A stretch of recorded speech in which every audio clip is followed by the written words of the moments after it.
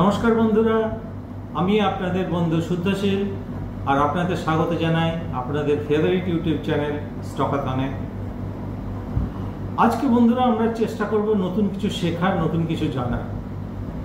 সেই উদ্দেশ্যে আজকে আমাদের ডিসকাশনটা টোটালি ডিফারেন্ট ডিসকাশন হবে এবং আমরা চেষ্টা করব নিফটিকে ফোরকাস্ট কিভাবে করতে পারি, অর্থাৎ নিফটি ভবিষ্যৎবাণী কি করে করতে পারা যায় সেই বিষয়ে আমরা আজকে আলোচনা করব।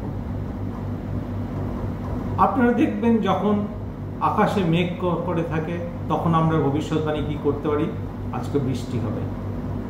তেমনি বেশ কিছু ফ্যাক্টর আছে, যে ফ্যাক্টরগুলো আমরা যদি খেয়াল রাখি আমরা আগে থেকেই বুঝতে পারবো নিফটি বা ইন্ডিয়ান স্টক মার্কেট বা সেন্সেক্স উপর দিকে যাবে কি নিচের দিকে যাবে। তো চলুন বন্ধুরা, আজকে শুরু করছি আমাদের ডিসকাশন।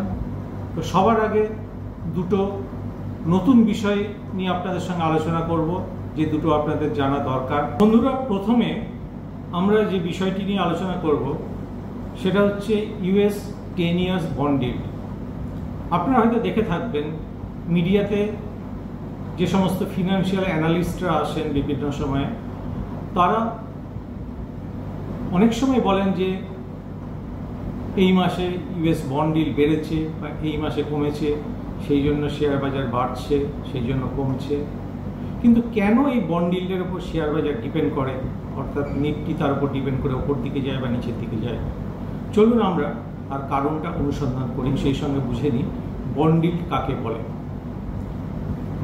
স্ক্রিনে দেখুন, যখন কোনো গভর্নমেন্টের টাকার দরকার হয় তখন তারা লোন দিতে চায়, অর্থাৎ বন্ড ইস্যু করে।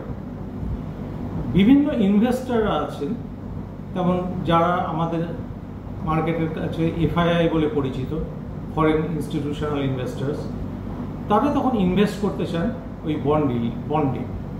এবং গভর্নমেন্ট তখন যখন বন্ডটি ইস্যু করে, গভর্নমেন্ট বলে দেয় যে আগামী 10 বছরের জন্য এই বন্ডে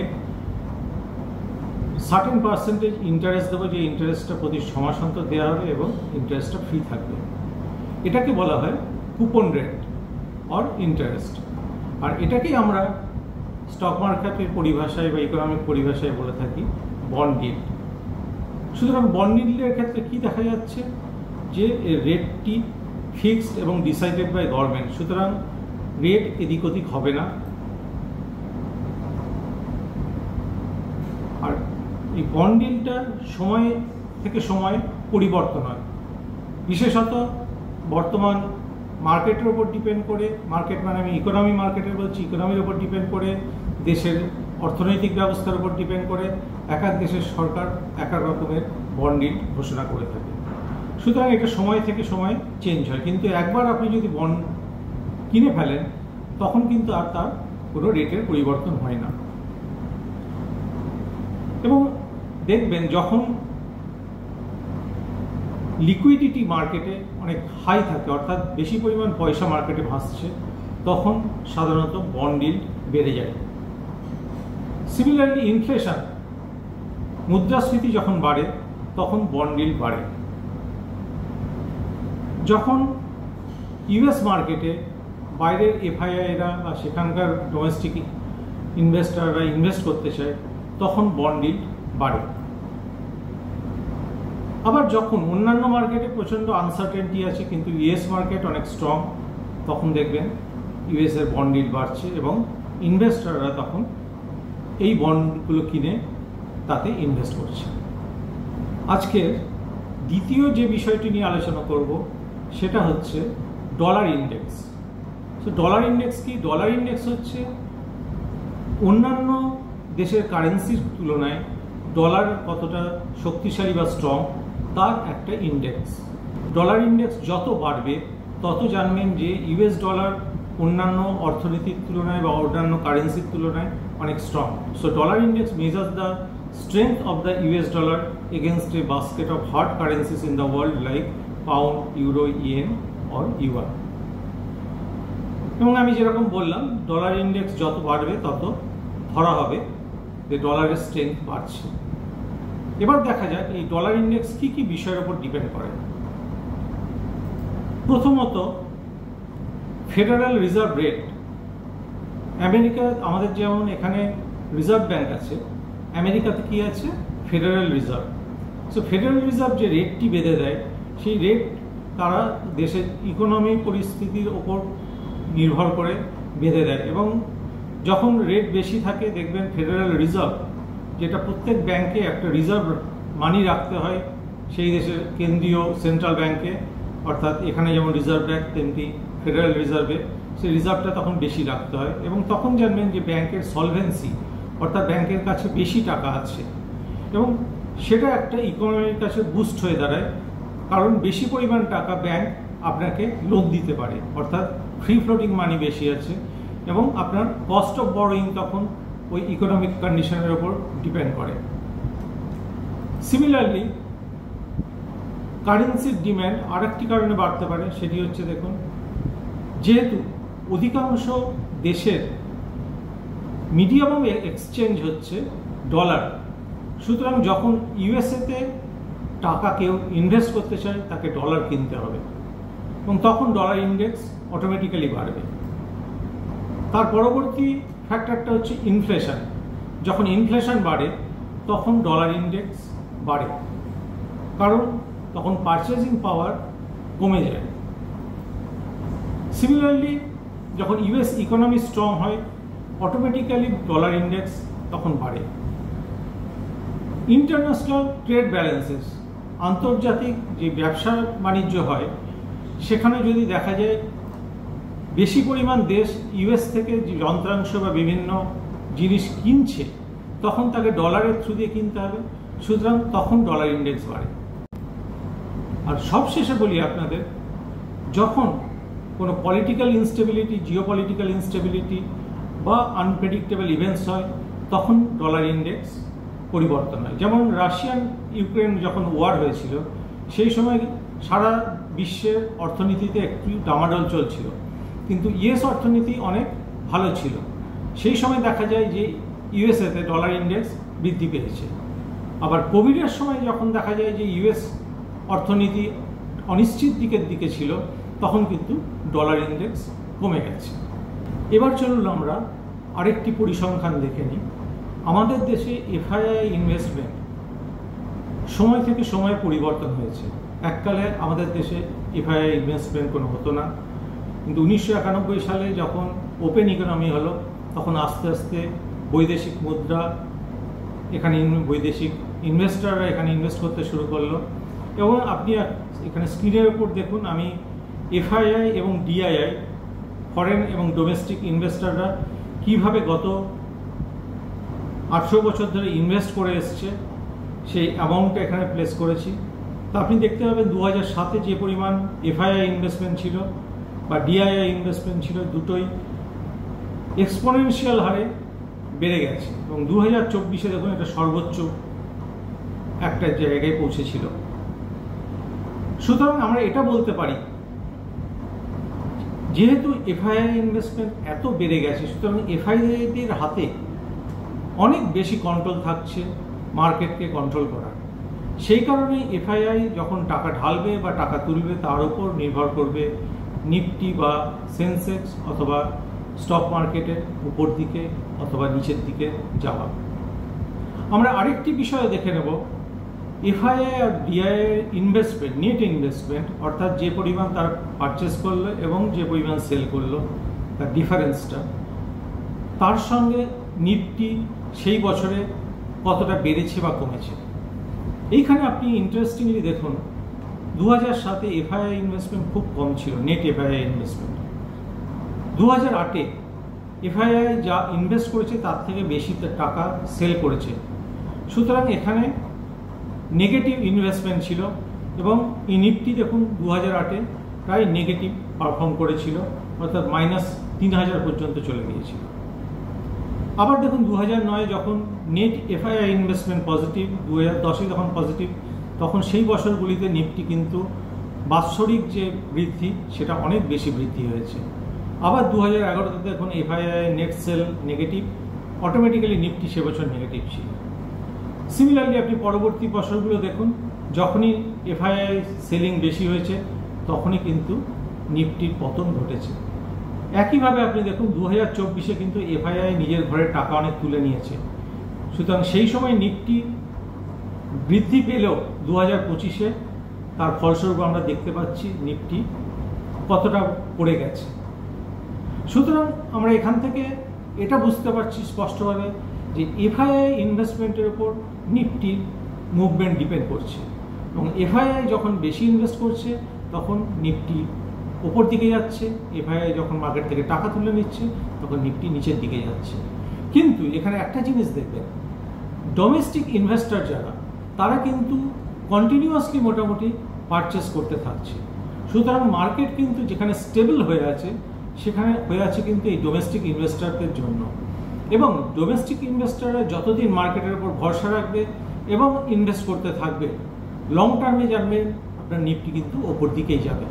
কিন্তু নিফটির মুভমেন্ট যেটা কখন ওপর দিকে যাবে কখন নিচের দিকে যাবে সেটা অনেকটাই এফআইআইরা পরিচালনা করবে। এবার চলুন আমরা দেখি মার্কেটের সঙ্গে ডলার ইন্ডেক্স আর বন্ড ইল্ডের কি সম্পর্ক এবং কেন সেই সম্পর্কটা আছে। সেটা যদি আমরা বুঝতে পারি তাহলে আপনি যদি বন্ড ইল্ড বা ডলার ইন্ডেক্সের গতি প্রকৃতি লক্ষ্য রাখবেন, তাহলে আপনি প্রেডিক্ট করতে পারবেন যে এখন নিফটি বা সেন্সেক্স অথবা দেশের স্টক মার্কেট কোন দিকে যেতে চলেছে। তো স্ক্রিনে দেখুন আমি যেটা দেখাচ্ছি সেটা হচ্ছে যে ইনভেস্টর বা এফআইআই এরা কখন ইনভেস্ট করবে অন্য একটা দেশে, যখন জিওপলিটিক্যাল কন্ডিশন বা সেই দেশের ইকোনমিক কন্ডিশন অনেক বেটার এবং তারা গ্রো করতে চলেছে, তখন তারা কি করবে, ডলারের বিনিময়ে সেই দেশের ফরেন কারেন্সি বাই করে সেই দেশে ইনভেস্টমেন্ট করবে। আর যখনই ডলার তারা সেল করছে তখন কি হবে, ডলারের ভ্যালু ড্রপ করবে। সুতরাং তখন ডলার ইন্ডেক্স ড্রপ করবে এবং ওই যে দেশে ইনভেস্ট করছে সেই দেশের স্টক মার্কেট বৃদ্ধি পাবে। সুতরাং ইনভেস্টরদের ইনভেস্টমেন্টের উপর ডিপেন্ড করে আপনি দেখতে পারেন যখন ডলার ইন্ডেক্স নিচের দিকে যাচ্ছে তখন স্টক মার্কেট উপরের দিকে যাবে। দ্বিতীয়ত, যখন দেখবেন জিওপলিটিক্যাল আনসার্টেনটি বেড়ে গেছে, ইকোনমিক কন্ডিশন কোনো দেশের খারাপ বা সেই অনুপাতে গ্রোথ পাচ্ছে না এফআইআইরা, বা তারা প্রফিট বুক করতে চায়, তখন তারা স্টক সেল করবে এবং কি বাই করবে, তখন ডলার বাই করে তারা চেষ্টা করবে আমেরিকার বন্ড কিনতে। সুতরাং যখন ডলার ইন্ডেক্স পড়বে, বন্ড ইল্ড বাড়বে, তখন তারা আমেরিকার মার্কেটে ইনভেস্ট করবে, ডেট ফান্ডে বা বন্ডে। আবার কখনো কখনো যখন তারা প্রফিট বুক করবে তখন সেই টাকাটা কোথায় রাখবে, কারেন্সি বাই করতে পারে, কারণ তখন জানে যে আমি যখন সেল করব তখন কি হবে, ডলার বাড়বে। সুতরাং তখন ডলার বাড়বে মানে ডলার ইন্ডেক্সও বাড়বে, অটোমেটিক তখন এই ইনভেস্টাররা ইনভেস্ট করবে কারেন্সিতে। তৃতীয়ত দেখুন, যখন ইউএস ইকোনমি স্ট্রং হবে তখন অটোমেটিক্যাল বন্ড ইল্ড বাড়বে, সেই সঙ্গে ডলার ইন্ডেক্সও বাড়বে, এবং এই দুটোই বাড়ার ফলে তখন ইনভেস্টাররা কি চাইবে, যে তারা চাইবে যে টাকাটা সুরক্ষিত থাকুক, দেশে থাকুক, তখন তারা বন্ড কিনবে বা বন্ড ডেট ফান্ডে ইনভেস্ট করবে, এবং তখন কি হবে, আপনার বিদেশের যে ইনভেস্টমেন্ট ছিল সেটাকে সেল করবে। সুতরাং আমাদের দেশে স্টক মার্কেটের পতন হবে, কিন্তু অন্যদিকে ডলার ইন্ডেক্স বন্ড ইল্ড বাড়তে থাকবে। সুতরাং যখন আপনি দেখবেন যে বন্ড ইল্ড বা ডলার ইন্ডেক্স বাড়ছে, তখন আপনি ধরে নিতে পারেন যে স্টক মার্কেটে একটু পতন আসতে চলেছে। এবার আমরা রিয়েল টাইম কিছু চার্ট দেখব, যেখান থেকে আমরা দেখব এই যুক্তিটা কতটা গ্রহণযোগ্য। এবার বন্ধুরা চলুন দেখি কয়েকটি চার্ট। আমি এখানে আপনাদের সামনে ইউএস ডলারের চার্ট উপরে ড্র করেছি, তার নিচে নিফটির চার্ট ড্র করেছি। চলুন দেখা যাক যে গত 2-3 মাসে যে কারেকশনটা হয়েছে সেই সময় ডলার ইন্ডেক্স কোন দিকে মুভ করেছে। তো দেখুন, এখানে সেপ্টেম্বর মাস থেকে ডলার ইন্ডেক্সের মুভমেন্ট শুরু হয়েছে, এবং আমি বিভিন্ন level, resistance and support level draw করেছি। এইখানে দেখুন, এই যে রেজিস্ট্যান্স ছিল ডলার ইন্ডেক্সে 102 টাকা, 102.75, সেই লেভেলকে ব্রেক করেছে। সুতরাং যখনই সেই লেভেলকে ব্রেক করলো আরও ওপর দিকে যাবে, তখন আপনি ধরে নিতে পারেন যে নিফটি বা সেন্সেক্সের পতন অনিবার্য। সুতরাং তখন যদি আপনি সেল করে থাকতেন তাহলে এতদিন ধরে আপনাকে এই লসটা বহন করতে হতো না। এখানে দেখুন ডলার ইন্ডেক্স বেড়েছে এবং নিফটি পড়েছে। একই জিনিস আপনি দেখবেন অন্যান্য জায়গাতেও ট্রু। এখানে ডলার ইন্ডেক্স বেড়েছে কিন্তু এখানে খুব অল্প বেড়েছে এবং নিফটি অলমোস্ট ফ্ল্যাট ছিল। আবার এইখানে দেখুন এখানেও ডলার ইন্ডেক্স বেড়েছে কিন্তু নিফটি দেখুন এখান থেকে 16,000-এর কাছে পড়ে গিয়েছিল, যেটা কোভিডের পরে একটি ছোট কারেকশানে হয়েছিল। কিন্তু কিছু ব্যতিক্রম আছে, সেখানেও আমরা ডিসকাস করব। তার আগে দেখি কোভিডের। এখানে দেখুন কোভিডে যখন মার্কেট পড়ে গেল, তারপরে যে কারেকশন করলো মার্কেট আবার উপর দিকে যেতে শুরু করলো, তখন দেখুন ডলার ইন্ডেক্স কন্টিনিউয়াসলি পড়ে 90-তে চলে এসছে, অর্থাৎ ইউএস ইকোনমি খুব করুণ অবস্থা। তখন কিন্তু আমাদের এখানে এফআইআইরা ইনভেস্ট করেছে এবং সেই কারণেই দেখুন এই 8,000 লেভেল থেকে নিফটি প্রায় 16,000 পর্যন্ত চলে গিয়েছে। সুতরাং আপনারা দেখতে পাচ্ছেন যে ডলার ইন্ডেক্স এবং নিফটি পরস্পর বিপরীতমুখী চলে। এবার দেখুন আপনাদের সামনে যে চার্টটি রেখেছি সেটা হচ্ছে ইউএস 10 ইয়ার বন্ড ইল্ড, যেটা এখানে আপনি দেখতে পাচ্ছেন ক্যান্ডেলস্টিক চার্টে আছে, তার নিচে নিফটির মুভমেন্ট। তো এখানে দেখুন গত সেপ্টেম্বর মাসে বন্ড ইল্ড প্রায় 3.66% ছিল, যেটা কিনা এর একটা সাপোর্ট লেভেল, এবং সেখান থেকে আস্তে আস্তে উঠতে শুরু করে এই লেভেলে সাপোর্ট নিয়ে, এবং 4.08% আর একটা রেজিস্ট্যান্স ছিল, সেই রেজিস্ট্যান্সকেও ব্রেক করে।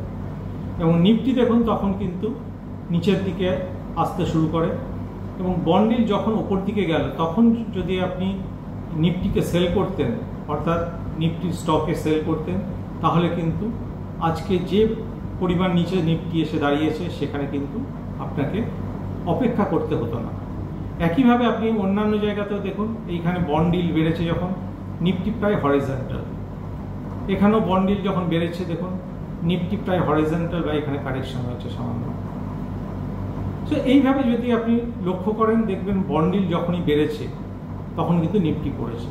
কিন্তু হ্যাঁ, একটা বিষয় অবশ্যই খেয়াল রাখবে, এটা ততদিনই সত্য বা ততদিনই এই নিয়মটা চালু থাকবে যতদিন এফআইআইরা মার্কেটকে ডমিনেট করবে। এর পরবর্তীকালে যদি অন্য কোনো ফ্যাক্টর আসে যারা মার্কেটকে ডমিনেট করবে, তখন কিন্তু এই বন্ড ইল্ড বা ডলার ইন্ডেক্সের যে সম্পর্ক দেখালাম আপনাদের ইন্ডিয়া মার্কেটের সঙ্গে, সেই সম্পর্ক কিন্তু প্রযোজ্য হবে না। নমস্কার।